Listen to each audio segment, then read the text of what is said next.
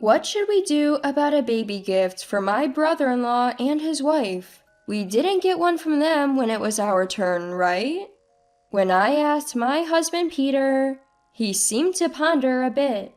Well, that was 4 years ago. I can't really remember, but I don't think we got anything either. So, we don't have to give them anything, right? Exactly. It did strike me as unusual for them. I'm Emmy. My husband and I got married 6 years ago, and we have a 4-year-old daughter.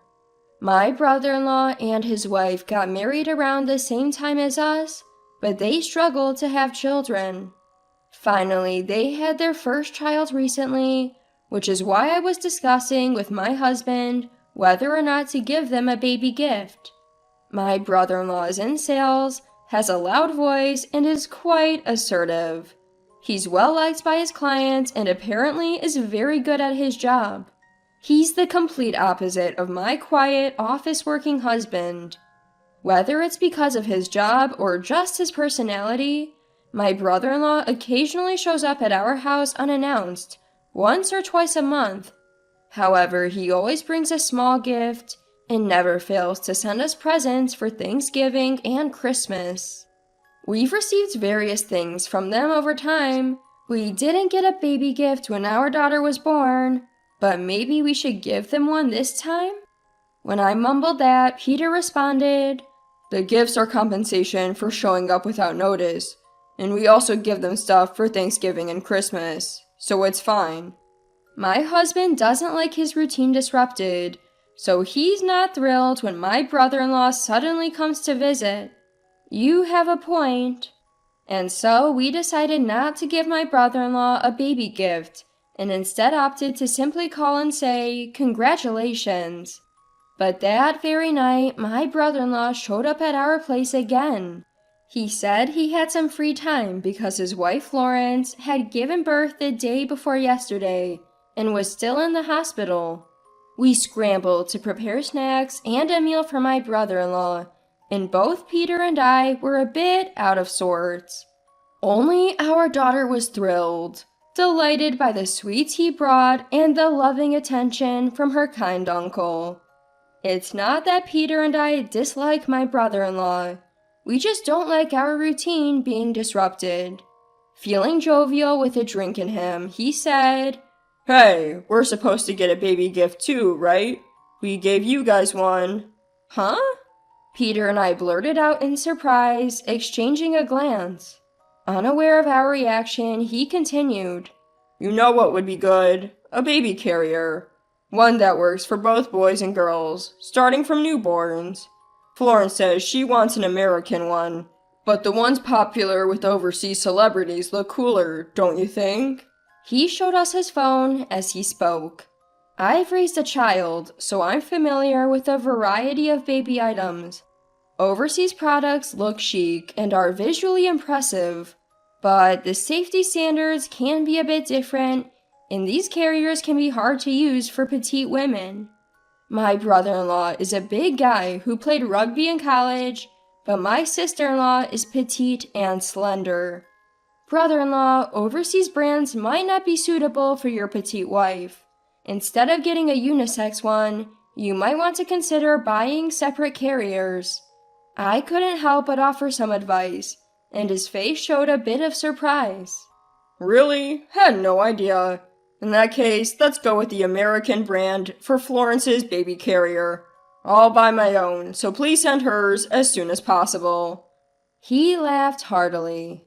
That night, neither Peter nor I could bring ourselves to say that we hadn't received a baby gift from him yet.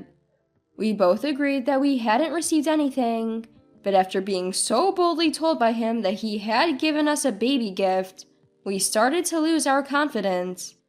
What should we do about the baby gift? I asked Peter, who pondered the question with a troubled look. It's the thought that counts, right? And he does love his daughter. It seems Peter is leaning towards giving a baby gift after all. In the end, we decided to give $300 as the baby gift. That's enough to buy a high-quality American baby carrier and still have some change left. As someone experienced in parenting, I believe it's crucial to try on items related to a child's safety, like a baby carrier, so you can choose one that really fits. But Peter insisted. We should make it clear we haven't received anything. He seems quite firm on this point, and since it bothers me too, I'm glad he'll speak up. Next Saturday, Peter and I will bring a baby gift and some Jell-O for everyone to enjoy at my in-laws' house. The brother-in-law and his wife live with my in-laws, and my sister-in-law isn't planning to return to her parents' house for childbirth. I heard she was discharged on Thursday and is currently at her parents-in-law's home. In the living room, both sets of in-laws, my brother-in-law and his wife, and our family were all present. Peter hands the baby gift to my brother-in-law. My sister-in-law reaches over with glee and grabs the gift. My smiling sister-in-law said, "Thank you. You've given so generously as a thank you for everyday favors. The going rate for siblings celebrating is around $2,000, isn't it?" I was stunned, thinking how audacious she is.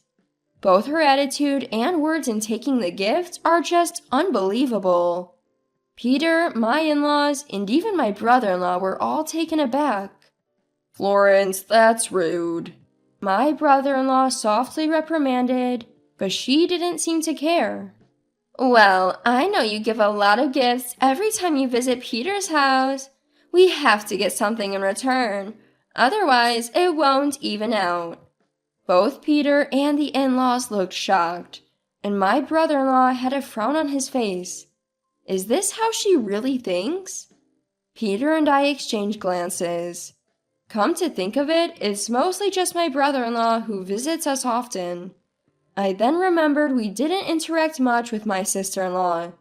But it's also inconvenient for us when my brother-in-law drops by unexpectedly. We never asked for gifts in the first place. I couldn't hold back my anger anymore. Before Peter could say anything, I blurted out, sister-in-law, just to clarify, we didn't receive a baby gift from you." I wondered if it would have been better if Peter had said it, but it was already out there. My brother-in-law looked shocked and turned to look at his wife. "Wait, I did give it to you, right, Florence?" My sister-in-law quickly looked away. Her behavior was clearly off. She quickly put on a smile and said, "Oh, I did give it. Maybe you forgot since it was a long time ago." I stated clearly again, "No, we didn't receive it." Peter immediately added, "I remember too. We definitely didn't get it." Father-in-law and mother-in-law looked puzzled, comparing us to my brother-in-law and his wife. After pondering for a bit, my brother-in-law said, "No way," and rushed upstairs. He returned shortly with several notebooks in hand. I always thought he was the sporty type who didn't care about details, but it turns out he's unexpectedly meticulous. Brother-in-law had recorded who he gave what and when, all in his notebooks. Brother-in-law, that's impressive. Caught off guard by my compliment, brother-in-law chuckled and said, "It's sales 101, haha. Look, right here." Brother-in-law presented the notebook to everyone.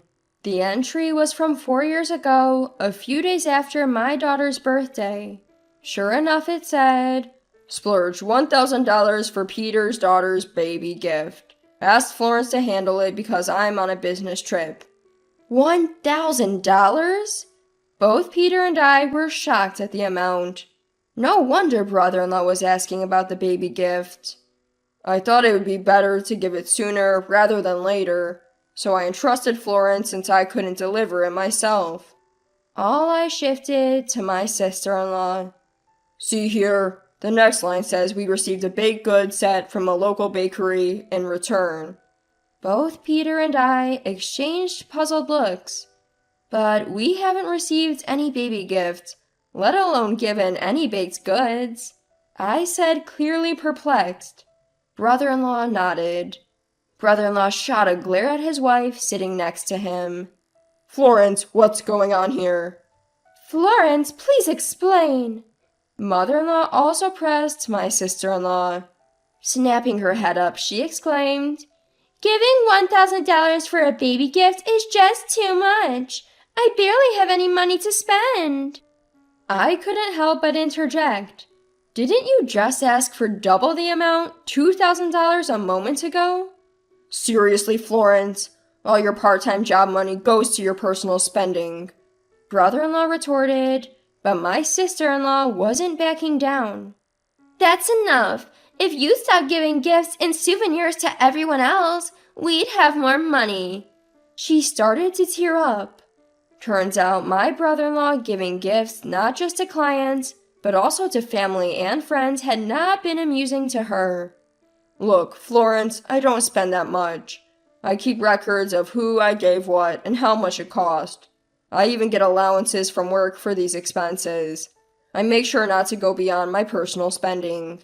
He reasoned, but she remained stubborn.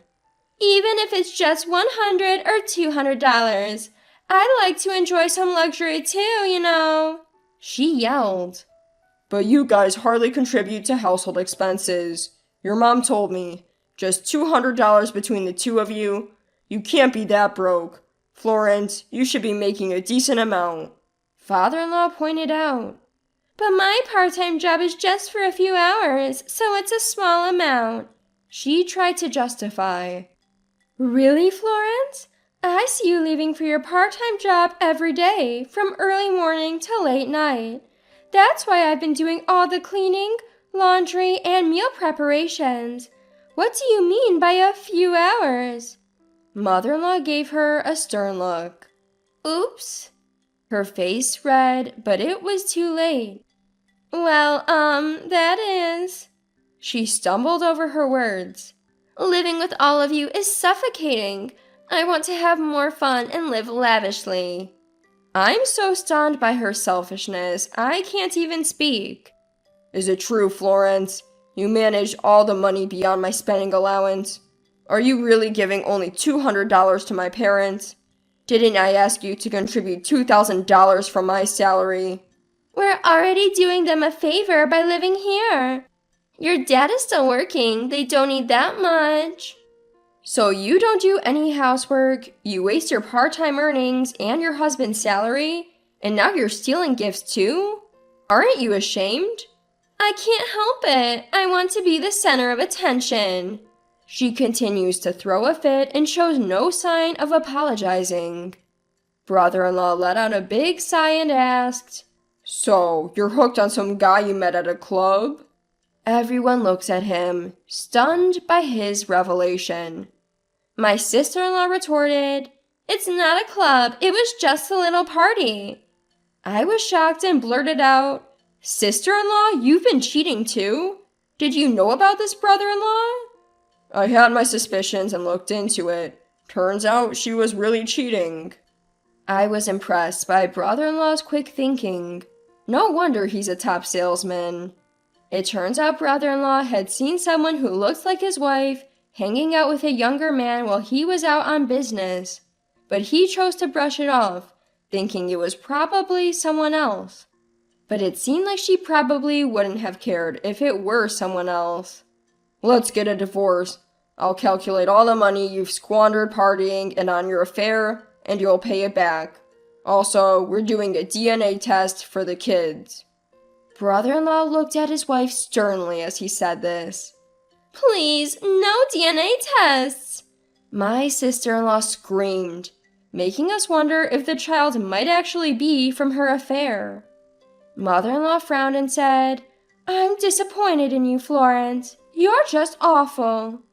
Father-in-law also made his anger clear, saying, "What a selfish daughter-in-law you are. Don't ever think you're a part of this family again." My sister-in-law clung to Peter and me, saying, "You guys will be on my side, right?" I responded, "No chance. Aren't you the one who stole our baby gifts? Why should we help you? Take responsibility for your own actions." Is that so?" My sister-in-law sank to her knees, but it was too late. That's how, from the stolen baby gifts to her affair, It came to light, leading to brother-in-law filing for divorce. DNA results confirmed the child was indeed from her affair. Brother-in-law sought legal advice and began the divorce proceedings. Sister-in-law moved back to her parents' home with the child, and her parents covered both her wasted expenses and the settlement. Once she recovers her health post-delivery, she plans to start paying back her parents. And then, about 2 weeks later, brother-in-law suddenly showed up at our house again. He came to return the baby gifts he had reclaimed from my sister-in-law. We gratefully accepted them and took the opportunity to bring up something that had been bothering us for a long time. Brother-in-law, thank you for the baby gifts. We also appreciate the regular gifts for our daughter and how you always treat her so well. But if I may, your sudden visits are a bit inconvenient for us. We have our own schedules too. Could you please call ahead next time? Brother-in-law looked puzzled for a moment, but then scratched his head and laughed, saying, "Ah, I see. Sorry about that. I'll be more considerate from now on." After that, he started contacting us before visiting, which not only made our daughter happy, but also allowed Peter and me to enjoy a stress-free relationship with brother-in-law.